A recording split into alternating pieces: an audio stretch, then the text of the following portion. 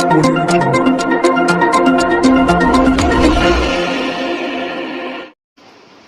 પર બસની રાહ જોઈને ઉભેલા પુત્ર માતાને ટ્રેલરે કચડી માર્યા છે। કડોદરા 4 રસ્તા નજીક નીલમ હોટલ પાસે Ahmedabad Mumbai national highway number 48 ઉપર ઓવરબ્રિજના છેડે મુંબઈ જતી ટ્રાવેલ્સની બસની રાહ જોઈને ઊભા રહેલા બારડોલીના માતા પુત્રનું ઓવરબ્રિજ પરથી પૂર ઝડપે આવી રહેલ ટ્રેલરે કચડી નાખતા પરિવારજનોની આંખ સામે કમકમાટી ભર્યું મોત નીપજ્યું છે।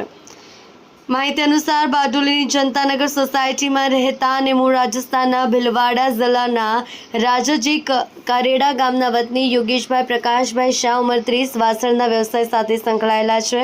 તેઓના પિતા પ્રકાશભાઈ, માતા મંજુબેન, પત્ની કિંજલબેન ઉંમર 30, પૂરદિયાન ઉંમર 4 તેમજ 2 ભાઈઓ વિકાસ અને ફાઇનલ તેમજ ભાભી સુરભી સાથે સંયુક્ત પરિવારમાં રહે છે। મહાશિવરાત્રી પર તેમણે મુંબઈ જવાનું હોય ગત રાત્રે યોગેશભાઈ, પત્ની કિંજલબેન, પુત્ર દિયાન, પિતરાભાઈ રિંકેશ ગૌતમભાઈ શાહ અને તેમની પત્ની કીર્તિબેન સાથે બારડોલીથી કડોદરા 4 રસ્તા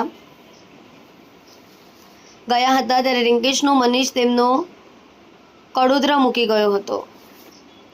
ત્યાં નીલમ હોટલ પાસેથી અમદાવાદથી મુંબઈ જતા નેશનલ હાઈવે નંબર 48 પરથી જતી ટ્રાવેલ્સની બસ પકડવાની હોય બસની રાહ જોતા હતા। રાત્રિના 12:30 વાગ્યાના અરસામાં કડોદરાનો ઓવરબ્રિજ ઉતરતા હાઈવેના કિનારા પાસે ઊભા હતા ત્યારે કામરેજ તરફથી એક ટ્રેલર નંબર CJ10 TV 9642 પૂર ઝડપે હંકારી લાવી સર્વિસ રોડ ઉપર લગાડેલ પતરાની રેલિંગ સાથે અથડાવી દીધું હતું। ધડાકાભેર અવાજ આવતા ત્યાં નજીકમાં બસની રાહ જોઈને ઊભેલા યોગેશભાઈ અને અન્ય મુસાફરો ગભરાઈને ભાગવા લાગ્યા। તે દરમિયાન તેમની પત્ની કિંજલ અને દિયાન બંને પણ ભાગવા જતા ટ્રેલર ચાલકે સ્ટીયરિંગ પરથી કાબુ ગુમાવી દઈ કિંજલ અને દિયાનને અડફેટે લીધા હતા। અકસ્માતમાં ટ્રેલરનું વ્હીલ કિંજલના માથા પરથી જ્યારે દિયાનના કમર પરથી ફરી વળતા તેઓનું ઘટના સ્થળે જ કમકમાટી ભર્યું મોત નીપજ્યું હતું। કડોદરા પોલીસ ઘટના સ્થળે આવી પહોંચી હતી। મૃતદેહનો કબજો લઈ પલસાણા ખાતે પોસ્ટમોર્ટમ કર્યા બાદ બંને મૃતદેહો પરિવારજનોને સોંપ્યા હતા। આજે મહાવીર જયંતિના દિવસે જ આવી કરુણાંતિકા સર્જાતા બારડોલીના જૈન સમાજમાં ગમગીની છવાઈ ગઈ હતી।